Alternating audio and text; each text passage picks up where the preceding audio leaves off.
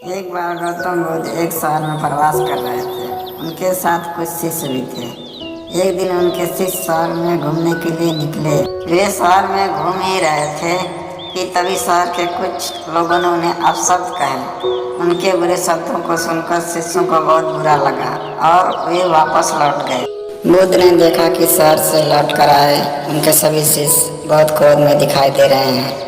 उन्होंने शिष्यों से पूछा, क्या बात है, आप इतने तनाव में क्यों हैं? तभी एक शिष्य क्रोध में बोला, हमें यहाँ से तुरंत चलना चाहिए। जब हम बाहर शहर में घूमने गए थे तो यहाँ के लोगों ने बिना वजह हमें बहुत बुरा भला कहा। जिस जगह हमारा सम्मान नहीं हो वहाँ हमें नहीं रहना चाहिए। बुद्ध ने कहा, क्या किसी और जगह तुम अच्छे व्यवहार की अपेक्षा रखते हो? दूसरे शिष्य ने कहा, इस बात से तो अच्छे लोग ही होंगे।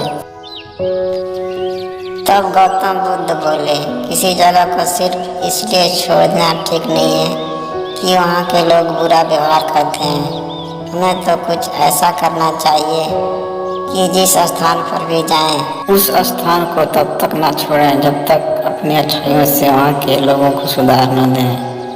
हम जिस भी स्थान पर जाएं वहाँ के लोगों का कुछ न कुछ भला करके ही लौटें। बुद्ध ने कहा, जिस प्रकार युद्ध में बढ़ता हुआ हाथी चारों तरफ के तीर सहते हुए भी आगे बढ़ता जाता है, ठीक उसी तरह उत्तम व्यक्ति भी दूसरों के अपशब्दों को सहते हुए अच्छे कार्य करते रहता है।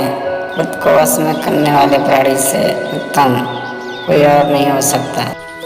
बुद्ध की बात शिष्यों को अच्छी तरह से समझ में आ गई और उन्होंने वहाँ से जाने का इरादा किया।